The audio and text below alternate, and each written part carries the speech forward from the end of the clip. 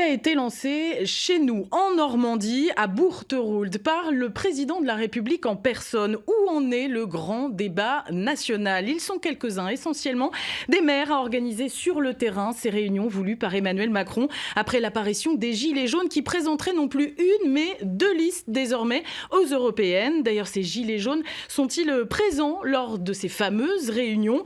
De quoi parle-t-on finalement dans ce grand débat? Bonjour et bienvenue dans ce dimanche en politique en Normandie. Ce sont toutes ces questions que nous nous posons ce matin en compagnie de nos invités. À commencer tout d'abord par le député de la République En Marche de Seine-Maritime avec nous ce matin, Xavier Battu. Bonjour. Bonjour. Merci d'avoir répondu à notre invitation. En face de vous, il représente les Gilets jaunes de Rouen, l'avocat François Boulot. Bonjour. Bonjour. Et puis juste en face de vous, cette fois, un maire, un retraité d'une commune d'un peu plus d'1 millier d'habitants en Seine-Maritime, Grainville-la-Taturière. Bonjour René Vimont. Bonjour madame. Merci d'être avec nous ce matin.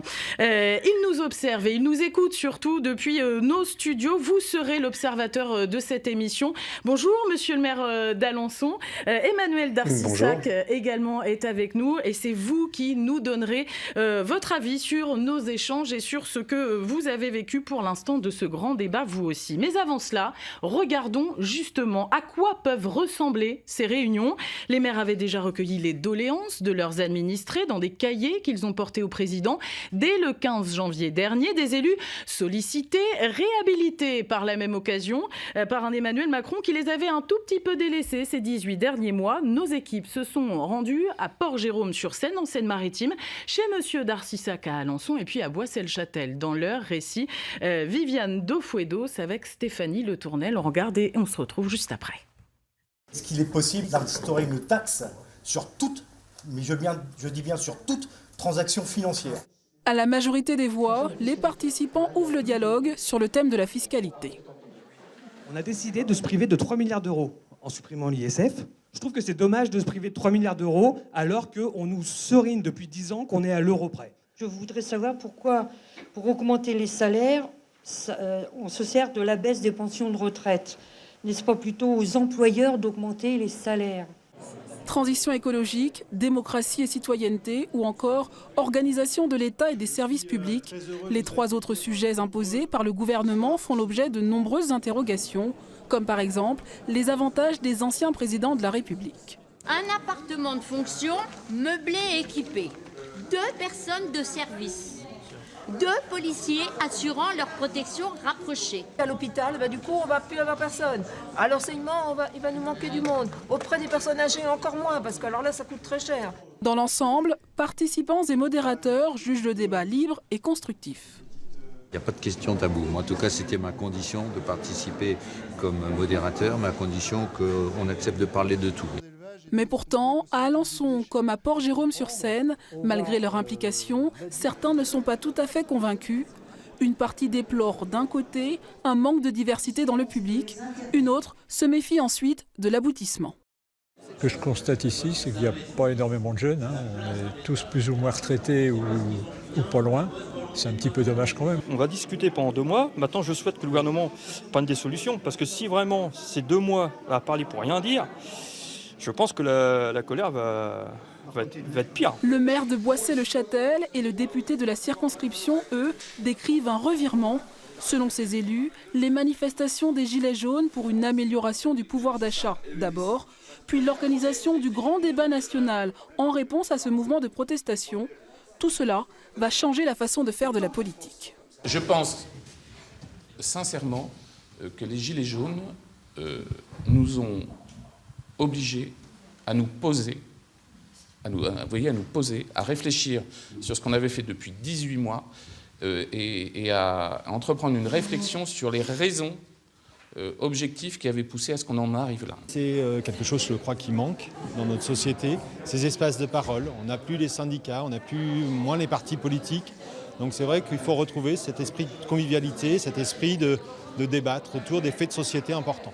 La matière que l'on va recueillir aussi, nous allons nous en servir aussi dans nos prochains travaux, très prochainement sur les mobilités, très bientôt sur l'accès à la santé.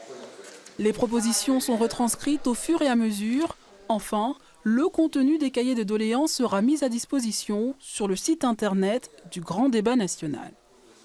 Beaucoup d'informations, d'impressions dans ce reportage, on va en reparler. Une chose est sûre, Xavier Battu, une partie de la population, de ces gens qu'on vient d'entendre, avaient des choses à dire, qu'ils avaient sur le cœur. Bruno Kettel le dit d'ailleurs bien dans le sujet, les gilets jaunes auront permis cette remise en cause. Les gilets jaunes auront permis cette remise en cause, mais je pense qu'on est quand même à l'écoute des citoyens depuis les 18 mois. On est sur le terrain depuis 18 mois, à l'écoute de l'ensemble des citoyens. On a tous, l'ensemble des députés, des permanences. Et le programme qu'on a porté, les réformes qu'on a portées depuis 18 mois, on les a co-construites avec les citoyens. C'est des choses qu'on a co-construites en 2016, en 2017, lors de réunions, lors de débats qui sont un petit peu comparables aux débats qu'on peut avoir aujourd'hui dans le cadre de ce grand débat qui a été lancé par Emmanuel Macron il y a une quinzaine de jours. On va peut-être les rappeler d'abord ces thèmes. Viviane l'a redit, mais c'est mieux encore. La transition écologique, la fiscalité, la démocratie et citoyenneté et les services publics. De quoi parlent les participants, Monsieur Vimont? De quoi ils vous parlent, vos administrés, aujourd'hui, quand vous vous retrouvez à débattre de ces grands thèmes-là, et d'autres d'ailleurs? Alors le problème, j'ai pas trop de difficultés en ce moment en particulier. Pourquoi? Parce que dans les petites communes, 2000 habitants, 500 habitants, 300 habitants. Mes administrés, je les vois tous les jours. Je vais au boulanger chercher mon pain. On discute. Tu sais, René, tu pensais que, etc. Je vais chez le coiffeur, on est 5-6 dans la salle d'attente, et ils me disent t'es au courant qu'il va se passer ceci, qu'il va se passer cela? C'est d'ailleurs ce que vous aviez dit à Monsieur le Président quand vous avez été dans ce gymnase, que vos administrés, vous les rencontrez tous les jours, vous. Mais bien sûr. Ouais. Et ce que j'ai même dit de plus fort, c'est que je lui ai dit, Monsieur le Président, venez, dépêchez-vous un matin, venez quand tout le monde part au travail, quand on est le matin à 6h30 avec nos salariés dans nos petites entreprises, venez voir comment ça se passe. Et quand vous aurez fait cette démarche, vous aurez compris une grande partie des sujets de préoccupation. De quoi ils vous parlent le plus dans ces doléances? Mais de quoi ils me parlent? Ils me disent, bon, est-ce qu'on a du boulot? Le travail. Alors c'est mon fils maintenant qui gère l'entreprise, mais je veux dire, j'y suis quand même de temps en temps.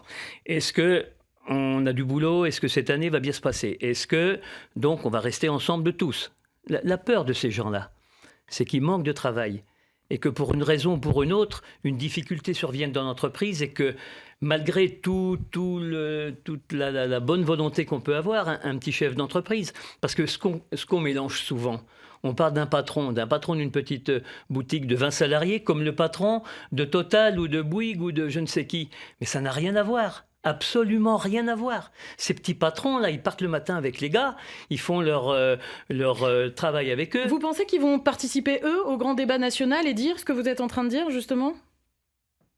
C'est possible, ce serait peut-être souhaitable.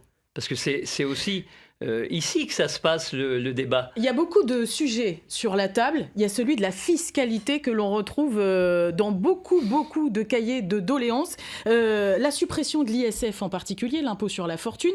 Monsieur Battu, comment on s'entend sur un sujet où déjà le président a dit on n'y touchera pas?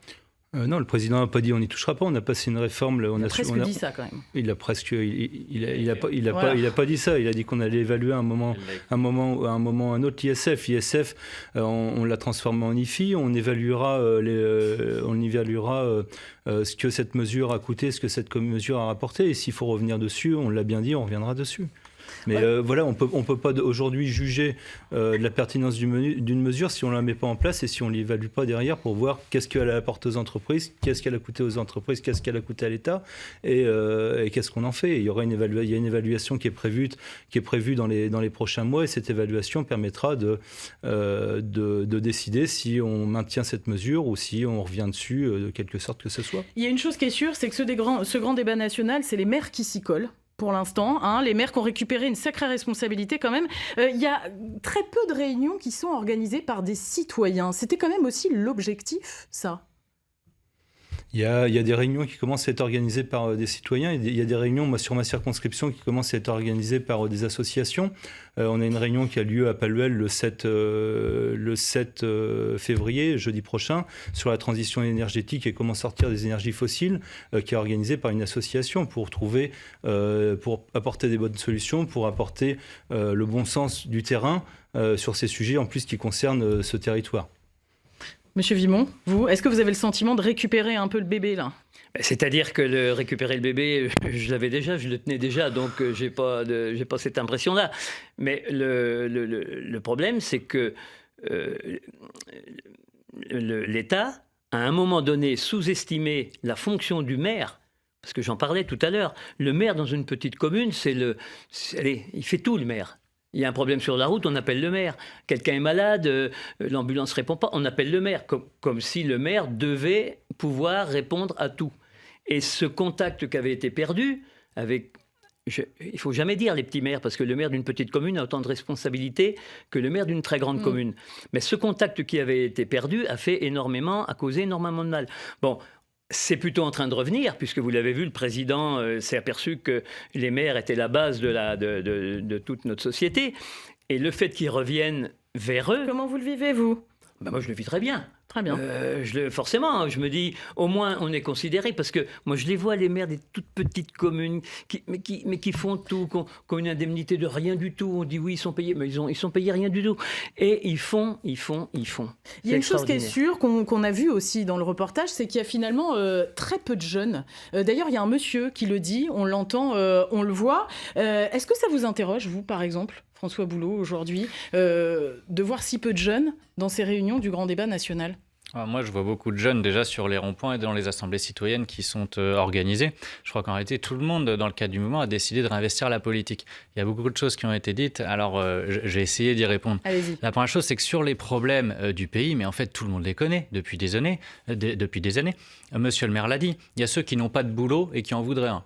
Il y a ceux qui ont un travail, mais qui n'arrivent plus à gagner dignement leur vie de leur travail. Et puis enfin, vous avez ceux qui ont un travail, qui gagnent plutôt bien leur vie, et qui en ont ras-le-bol de supporter sur le poids de leurs épaules tout l'impôt, pour constater qu'en contrepartie, tous les services publics de la nation sont en train de s'effondrer. Et on parle de la police, de la justice, de l'éducation et de la santé.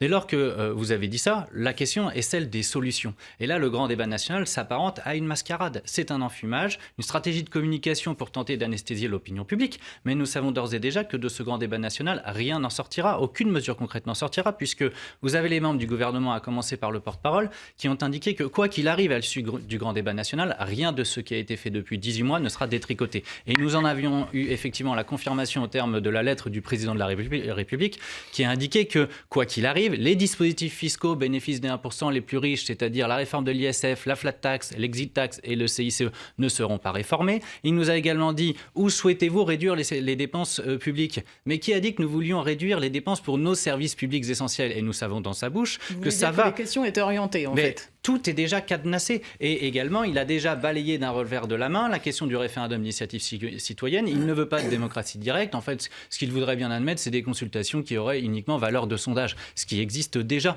Donc en réalité, toutes les revendications qui sont aujourd'hui... Il a parlé de référendum aussi pour les européennes. Non, mais alors le référendum, on ne sait toujours pas ce que c'est. Est-ce qu'il engagera son mandat comme le faisait le général de Gaulle, c'est-à-dire que effectivement, il sera à la hauteur des enjeux et de ses responsabilités et il se comportera enfin comme un démocrate. Mais s'il fait un référendum en engageant son mandat, c'est très bien, nous l'accueillerons avec plaisir. Je reviens juste sur les réformes qu'on a fait depuis 18 mois. Les réformes qu'on fait depuis 18 mois, il faut attendre aussi qu'elles apportent leurs fruits. Ces réformes-là, on ne les a pas inventées, on les a co-construites avec des marcheurs, avec des citoyens pendant un an, et dans ces citoyens, dans ces marcheurs, il y avait principalement des jeunes. Donc on ne peut pas dire que les jeunes ont été mis à côté du programme. Moi, j'étais sur une région qui était le Pays de Caux, on était 180, sur les 180, il y avait 80-90 jeunes. On a enrichi le programme, on a apporté des solutions au programme. Aujourd'hui, on est en train de mettre en place l'ensemble des réformes sur lesquelles on a été élu. On arrive au bout, la grande majorité des réformes qu'on avait prévues dans le quinquennat ont été lancées. Aujourd'hui, il en reste 2-3 importantes, la réforme des retraites. Et la contribution des Français et de l'ensemble des citoyens de ce grand débat va permettre de lancer le quinquennat 2, la deuxième partie du quinquennat, en prenant en compte l'ensemble des choses qui remonteront du grand débat. Et si on commence un grand débat en se disant de toute façon ça ne servira à rien, voilà, je vois pas à quoi ça sert d'y participer et de débattre. Aujourd'hui, le but c'est de remonter le maximum de mesures, de doléances des citoyens venant du bon sens et du terrain, et qu'on prenne en compte, et on prendra en compte ces mesures mesure dans les prochaines réformes qu'on va faire d'ici la fin du quinquennat. Déjà, vous vous contredisez, monsieur le député, je me permets, parce que vous dites on a été élu sur un programme et ensuite on va faire un grand débat. Et donc on a co-construit un programme avec des citoyens et on a été élu dessus. Je vous réponds. Vous nous dites qu'il y a un programme et que vous tiendrez le programme parce que, soi-disant, il a recueilli le suffrage aux élections. Écoutez, je ne vais pas refaire, moi, tout le débat des conditions d'élection du président de la République, mais vous avez le président Jacques Chirac qui, en 2002, a été élu avec 80% au second tour face au Front National. Il avait eu la prudence de considérer qu'il n'avait pas été élu sur son programme. Donc, quand Emmanuel Macron gagne face au Front National dans les conditions que l'on sait, à 65%, avec une abstention extrêmement forte, on est prudent et on ne considère pas qu'on a le soutien idéologique d'une majorité de la population, parce que ça n'est pas le cas. C'est pas ça que je considère, c'est que dès l'instant... le pouvoir illégitime, vous, considérant Emmanuel Macron. Dès l'instant où vous mettez en place des réformes, que vous les évaluez, que ces réformes n'apportent pas les effets escomptés, on revient dessus. Je peux les évaluer tout de suite. Non, mais je vais les évaluer tout de suite si vous le souhaitez. Si, on peut techniquement déjà les évaluer, si vous me permettez d'expliquer. L'augmentation de la CSG, on s'est aperçu que c'était une erreur, on est revenu dessus pour une certaine catégorie de retraités. Il y a une chose tout de même, monsieur Battu, que je voudrais dire. La TICPE, c'est pas nous, c'est la loi de transition énergétique en 2015. On s'est aperçu que ça posait des problèmes de mobilité. On est revenu dessus. Permettez-moi de vous dire les nouveaux problèmes qui se posent à l'aune de vos réformes. Aujourd'hui, c'est pas Monsieur Battu, moi j'ai quelque chose à vous dire. Les marcheurs avaient déjà fait du porte-à-porte en fait pendant la campagne. Il y a eu une synthèse de tout ce travail-là. Il y avait des choses déjà qui en sortaient par rapport à la fiscalité, notamment au ras-le-bol des Français. Et pourtant, pour l'instant, il n'y a rien qui a été fait, notamment considérant l'impôt sur la fortune. Qu'est-ce qui fait la différence cette fois avec ce grand débat national ? Qu'est-ce qui fait la différence cette fois par rapport... Qu'est-ce qui fera cette fois qu'il y aura des mesures, peut-être dit. Qu'est-ce qui fera la différence ? Je pense que tout ce qu'on a remonté en 2016-2017, ça a déjà servi. Aujourd'hui, on a supprimé les cotisations, on a redonné quand même du pouvoir d'achat aux gens qui travaillent. On a redonné... Oui. C'est faux, vous avez un rapport des institutions publiques publié dans Le Monde qui indiquait que tout le monde a perdu du pouvoir d'achat, sauf les 1% les plus riches. On a supprimé l'institution des études publiques. On a supprimé les cotisations d'assurance chômage. Au final, toutes les mesures concernées au global, le pouvoir d'achat s'est réduit. Je parle du travail pour en faire en sorte que le travail paye mieux. Moi, je vous parle d'un rapport global d'économistes. On va revenir vite fait. Je parle du travail. Au grand débat national, messieurs. On s'est engagé sur le travail pour faire en sorte que le travail paye plus. Finissez, monsieur Battu, et puis je voudrais juste donner 2 chiffres qui sont importants quand même. Plus de 2000 réunions organisées dans tout le pays, plus de 500 000 contributeurs. 3000, pardon. 500 000 contributeurs, voilà. C'est pas un échec quand même, ce grand débat national. Ça a l'air de fonctionner. Ingrid Levavasseur, le soir même du débat, se disait déçu par l'organisation de ce débat, comme vous. Est-ce qu'il n'arrive pas un peu trop tard ? Et d'ailleurs, Ingrid Levavasseur, qui est entrée en politique, qui mène une liste de gilets jaunes, visiblement il y en aurait 2 aujourd'hui. Comment vous vous positionnez, vous, François Boulot ? Est-ce que vous trouvez que c'est une bonne chose qu'Ingrid Levavasseur entre comme ça dans le débat politique ? Classique, finalement. Je vais vous faire 2 réponses parce qu'il y a 2 questions. Moi, je veux répondre sur la question de l'ISF. Parce qu'on nous dit qu'il faudrait l'évaluer. En réalité, nous savons d'ores et déjà que cette mesure, contrairement à l'objectif affiché de favoriser l'investissement, a l'effet exactement opposé. Pour une raison très simple. Avant la réforme de l'ISF, tout le patrimoine était imposé, c'est-à-dire les valeurs mobilières, l'épargne et l'action, et le patrimoine immobilier. Mais d'ores et déjà était prévue une exonération à hauteur de 50% pour les sommes qui s'investissaient effectivement dans le capital des PME. Bon, ce qu'il aurait fallu faire, c'est porter cette exonération de 50 à 100%. Ce n'est pas ce qui a été fait. Ce qui a été fait, c'est d'exonérer toutes les valeurs mobilières, donc l'épargne et l'action, de l'assiette de l'ISF. Si bien qu'aujourd'hui, les gens qui ont beaucoup d'épargne et beaucoup d'actions n'ont plus besoin d'investir dans le capital des PME. Ils sont de fait et de droit d'ores et déjà exonérés. Donc que font-ils avec cet argent et ces actions ? Ils les placent dans la sphère financière, ils font de la spéculation et donc cet argent ne trouve pas à s'investir dans l'économie réelle. Toute la problématique aujourd'hui de ce gouvernement, c'est qu'il ne flèche pas les investissements pour s'assurer que les exonérations bénéficient effectivement à l'économie réelle. Je réponds à votre question. Sur Ingrid Levavasseur, je veux bien. Sur son entrée en politique. Mais c'est très simple. Vous avez une initiative de présentation de liste aux européennes qui est contestée par la quasi-unanimité aujourd'hui des Gilets jaunes. Pour plusieurs raisons, le Parlement européen n'a aucun pouvoir pour améliorer concrètement la vie des gens. Or, l'objectif du mouvement des Gilets jaunes, c'est d'obtenir des avancées concrètes et immédiates. Du coup, il y a 2 listes là maintenant. Oui, donc le même raisonnement s'applique. Deuxième raison, vous avez en réalité, vous êtes face à un piège. parce que des listes gilets jaunes aux européennes vont indubitablement affaiblir les partis d'opposition et donc mécaniquement renforcer le parti de la majorité. Si bien quand vous avez une mobilisation qui vise à contester la politique menée par le pouvoir exécutif, il est bien évident qu'une initiative qui va venir le renforcer n'est pas très heureuse. Donc vous êtes contre. Enfin, troisième raison, je vous ai dit, la quasi-unanimité des Gilets jaunes sont contre cette liste aux européennes, ou des listes en général aux européennes, si bien que c'est une décision qui est totalement antidémocratique qui est prise. Et donc je dis que toutes les personnes qui participeront de près ou de loin à une liste aux européennes, de fait, s'excluent de facto du mouvement des Gilets jaunes, ne sont plus Gilets jaunes, ne représentent plus qu'eux-mêmes, sont des citoyens, ils en ont le droit, ils ont tout à fait le droit de présenter des listes, mais qu'ils ne le fassent pas au nom de ceux qu'ils prétendent représenter, parce que ceux qu'ils prétendent représenter, ils sont opposés. Vous allez au-delà même, vous appelez carrément à la grève générale illimitée dès mardi, mais aujourd'hui les Gilets jaunes, ils sont tout de même un peu moins présents sur les ronds-points, on les voit moins, on les voit les samedis, pour certains, et je parle même pas des casseurs, la contestation effectivement elle est visible le week-end, mais la semaine on ne les voit plus. Si on regarde les sondages, on serait à 56% de soutien, alors qu'on était début décembre autour de 68%. On sent qu'il y a de la sympathie, toujours. Pourquoi aller jusqu'à la grève générale illimitée ? Alors déjà, vos sondages sont faux, parce que le dernier...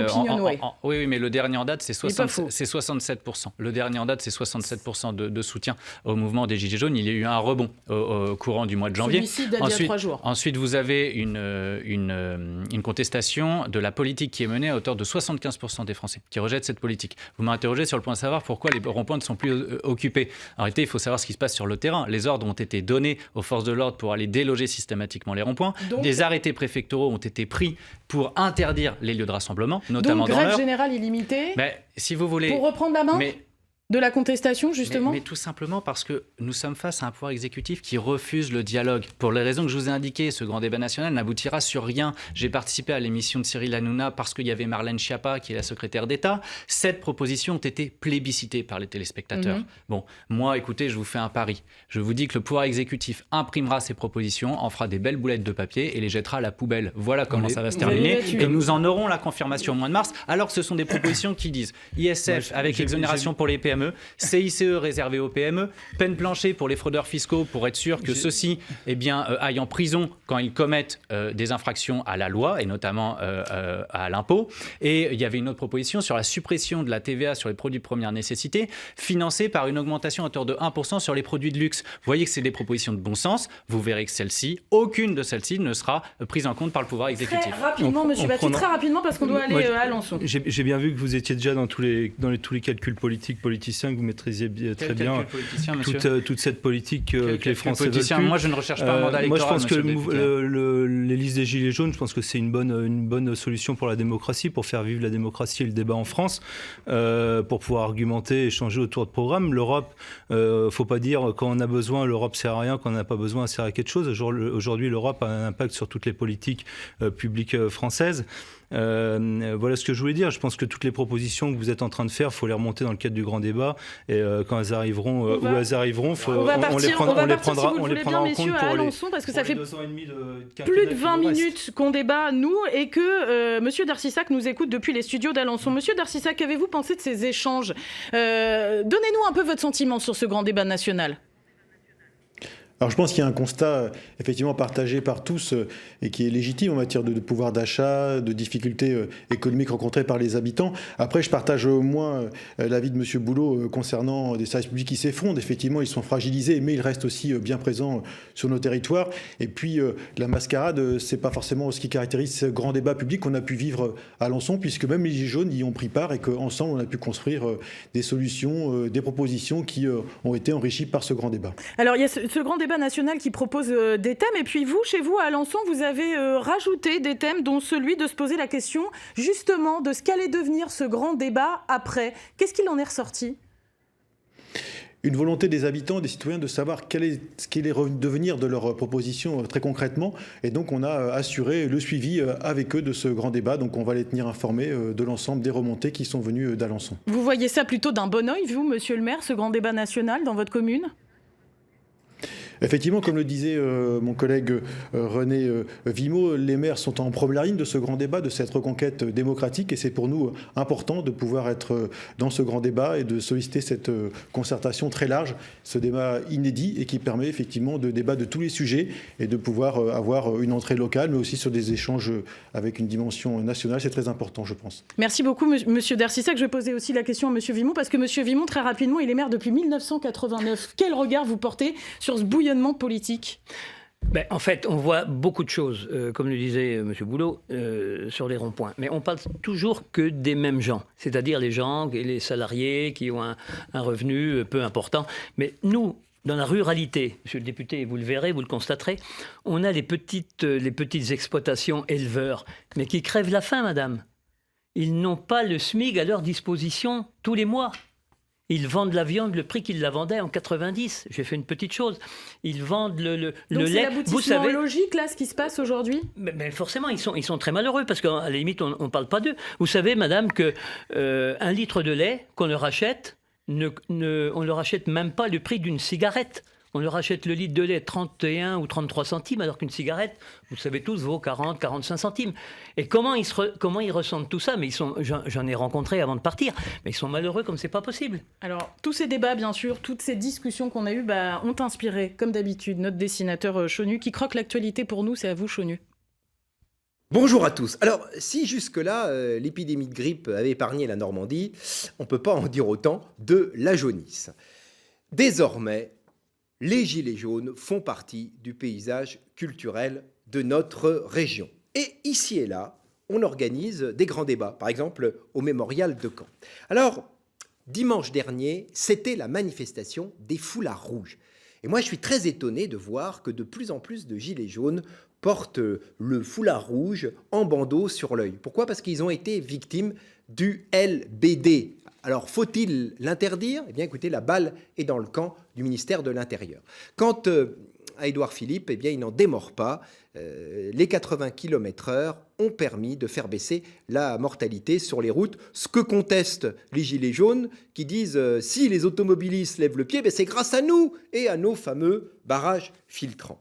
Bon, le président Morin, lui, il a décidé de faire revivre la langue normande. Ben, ça tombe bien, on a besoin d'interprètes parce qu'en ce moment, on ne se comprend plus. Alors, on va en tirer quoi de ce grand débat ? Ben, soit un remontant pour requinquer la France, soit une potion amère. C'est à vous de boire. Enfin, je veux dire, c'est à vous de voir. Bon dimanche.